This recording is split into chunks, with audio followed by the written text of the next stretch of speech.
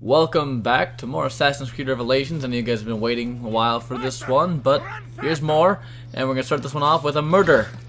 Oh shit.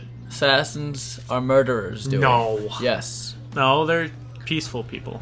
So, I've started playing this game. I've decided I'm going to play this game how I want to. I'm not going to just go straight through the story. I'm going to play it as naturally as I can while focusing on the story.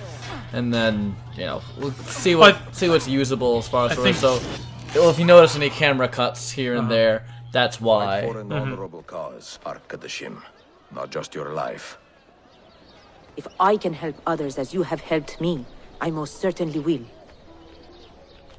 I think generally that's the best way to go about things. Yeah. I know that some people are gonna be like, "Don't cut away, show everything," and that's just not feasible. And trust me, you're not gonna want to watch me run down streets and across roofs for 15 minutes and then getting a 5-minute shot of anything actually interesting going on. So just bear with the camera cuts and things of that nature. Try to expect that. So. It's it's just nothing happens during that time. It's just exactly. kind of I'm just running around. A fast forward generally for pretty locations. Much. Pretty much what it is. It's just gonna be fast forwarding through anything that's boring, or uninteresting, I suppose. So you see that we've got a contested den.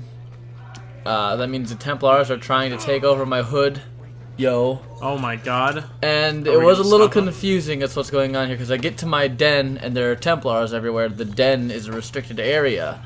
So I'm thinking, oh, okay, there's no, I can't think, tower defense thing, I just have to kill these guards, no problem. And Ezio does not want to control well yet again. It's a problem in this game for some reason. So I'm like, alright, well, I'm going to kill these guards and call it a day. Sweet, den taken care of. However, that's not the case. You do have to still do the tower defense thing. I was just confused. I thought that once I just came within the vicinity of the den, it would automatically start. So I assumed that that's what this was. And that guy is not close enough for me to shoot. I think I kind of wait for him. He's an idiot. I don't know what he's shooting at. It looks like he's shooting at me, but I don't know. Whatever. Doesn't matter. But you actually have to go down to the den and open the door. Oh, okay. So here I am scanning away, looking for, someone important that I'm supposed to kill, something like that, and it's not there. So just bear that in mind if you come across one of these in your playthrough. And you actually have to go down to the door. Exactly. Yeah, I don't know. See, like things like that in this game happen way too often. It's kind of frustrating. But that's what you get when you release a game every year. You know? You don't have as much time to be thinking of things. Yeah. But I gave Revelations a good couple hours before deciding what I think about it, and I can't say that I like it as much as Assassin's Creed 2 or Assassin's Creed 1. I mean, Brotherhood wasn't bad. It wasn't anything great, though. I mean, I would say Assassin's Creed 2 was a great game. Brotherhood fell short of the mark, and this one seems to be below that, in my opinion. It's just like here, they're trying to add too much stuff that doesn't need to be there, and they're not focusing on making the core experience as great as it was. That's my personal opinion. I mean, I'm still playing the game, don't get me wrong. I mean, there are still parts of it that are fun, but I mean, you don't really need to spend $60 on this if you already own Brotherhood. That's just the sad truth of it. I wish I could like this game better than Brotherhood, but at the moment I can't say that I do. Maybe the story will pull through for you. It's possible. I mean, there are moments of this game that I genuinely like, but they're few and far between. And they're coming the other way this time. Yeah, this time they're coming the other way. I wasn't sure which way they were going to come from. But, set up your barricades, set up your archers and your riflemen, and hopefully you'll have a easy enough time taking care of these guys. These guys seem very strong, but they get through my barricades rather quick. Now, I'm going to tell you right now, I don't pass this. This tower defense thing fails at the end, so sorry for spoiling that now.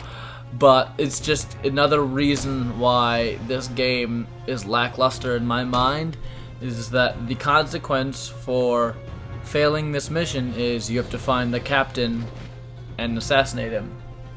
That's all you have to do? That's all you after you fail this mission. You just the place is restricted. You find the captain and assassinate him, and light the tower. Interesting. So a lot of times it might almost be better to... Yeah, it's just kind of like, well, it's not much of a consequence. I don't really see much of the point. I don't know if maybe you're rewarded more if you pass did you this, have like an assassin like in this den? I'm not sure. I really don't know. I mean, that entire aspect of this game has seemed, it's just, it's not really all that important to me. It doesn't, this game hasn't done a good job of reminding me of that. I've not actually thought about that once until you just mentioned that about assigning assassins to certain dens. I did it that first time when the game told me to do it. And after that, I have not focused on that once. Yeah, because I was thinking maybe if you had an assassin in the den, that it might actually end up killing him, which would be bad. Then yes, then that would be bad. You'd want to pass this. I suppose that would be a consequence. But when there is nobody in that den, and I mean, I'm basically just wasting my time right here. It's almost like I wish I could just skip past this and then just go kill that captain. I don't know. It's kind of sad. I was just like, I gave Ubisoft one more shot. I said they didn't disappoint me entirely with Brotherhood, so I'll say we'll see what they can offer with Revelations. I've been getting wary about these yearly releases for this game, and well, you've heard my opinion so far, and I don't know. And also keep in mind, just for viewers' sake, when we say yearly releases, we know they've been working on the games for longer than a year, but it is, only still just a year in between each release. And honestly, I think that it shows that they're not spending all the time that they could be on these games. If the next game they have is Assassin's Creed 3, I'll play it. But if at this moment in this game, if it's just another Assassin's Creed subtitle game, I'm probably not going to be all that interested, to be perfectly honest. I mean, the person that was behind the Assassin's Creed franchise, Patrice Dusoleil, is now working at THQ. So, I mean, and that was after Assassin's Creed 2.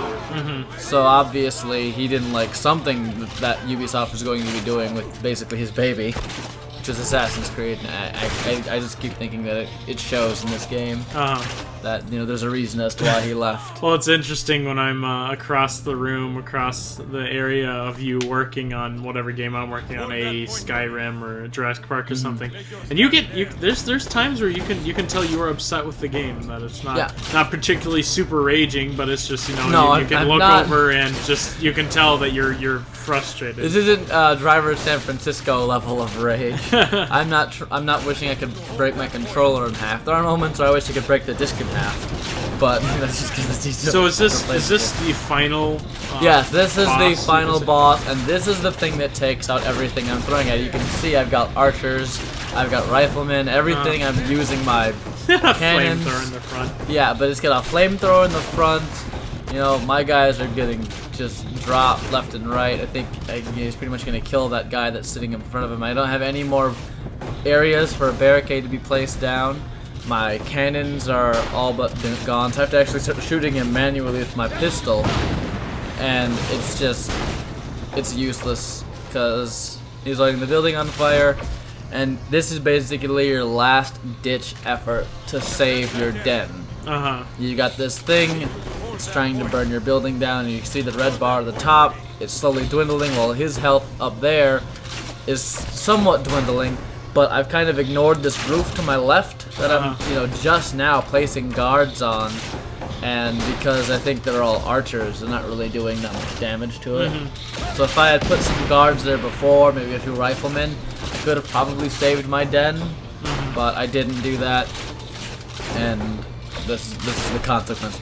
My den is theoretically burned to the ground, even though in reality it's not going to be burned to the ground. It's on fire.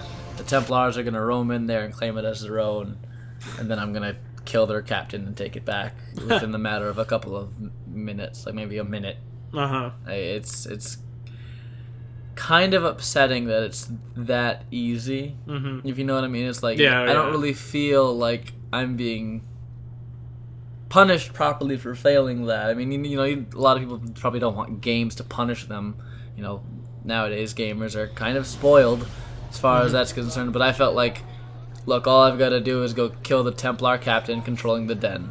Tells me right away what I need to do. I don't have to wait like a certain time limit before I can do it. I just like, oh, okay, there he is. I'm gonna go kill him. Call it a day. A little revenge for... I guess one of the punishments could have been wasting your time for that whole mission. Yeah, well, yeah, I suppose it's a big waste of time. I guess that could be punishing enough, but... But that's not a I punishment. mean, it's not like you're not doing anything during that time. The game's still giving you something to do. I don't know, and it's not completely horrible doing that. I mean, the tower defense game isn't bad by any means. So now, is this guy any harder to beat than Nope. a normal guard? Nope, he's pretty much just that. Look, I kill him, everybody runs away, I'm gonna go set that tower on fire, and You're the good to den go. is mine again, as though it never happened. It's just kind of a disappointing way to take care of things.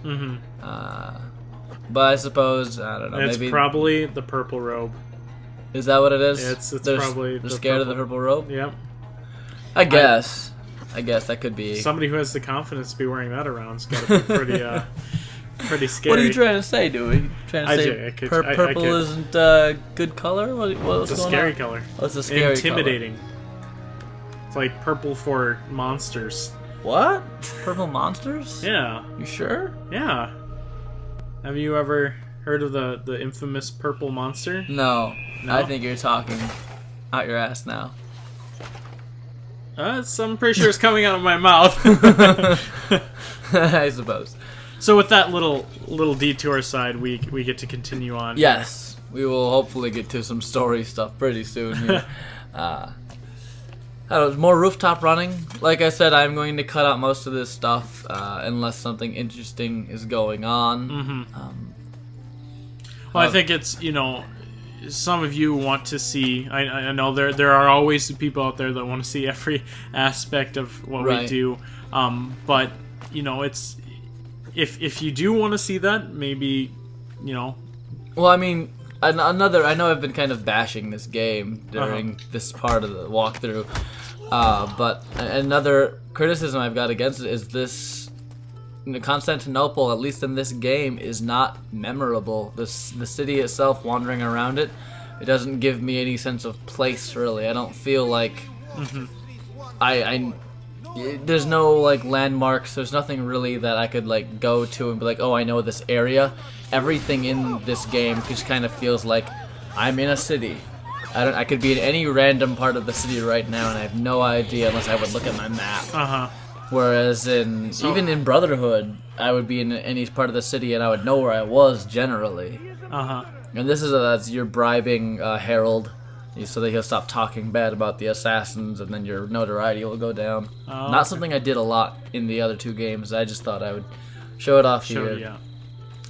Let you see what it's like. So did those two people, were they a target, or they're just people you wanted to... Well, the one guy had the eye above his head, Oh, so he okay. was a target that to make my notoriety go down. Oh, okay. Which, if your notoriety goes all the way up, then you have the den attack yet again. Trying to minimize those den attacks because, as you can see, they're a little hard to do and you don't know what the hell you're doing. Plus, there's just, if you fail again, there's not much of a consequence in my mind. So I'll just try to not have as many of those as I can, because I want to just keep on playing and not be sidetracked by that. You know, it was interesting the point you brought up about not knowing the landmarks and everything, and with the last two games, and especially Assassin's Creed 2, you have Rome, right? Yeah. Yeah, Assassin's Creed 2 Rome, the huge landmarks there, things that are very memorable. Constantinople, not as memorable to people. People don't really know that much about it. Now me, someone who knows a lot about this time period and about Constantinople, there are parts that I'll probably recognize over some other people, but I don't know, it's interesting to know that, you know, these games can't, you know, obviously appeal to every single person, and not every single person is going to know everything about Constantinople.